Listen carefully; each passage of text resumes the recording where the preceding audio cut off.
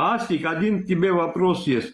Слушай, я вот тоже вот в глубоком юношестве слышал вот такую версию, что вот здесь, где дом правительства сейчас находится, да, набережная, там что-то набережную реконструировали, и ну что-то глубоко копнули, сейчас я не знаю для чего, по-моему, там или водопровод, или там канализация, и нашли какие-то артефакты, блядь. Быстро все это, короче, залили бетоном, асфальтом и скрыли это. Ты слышал такое?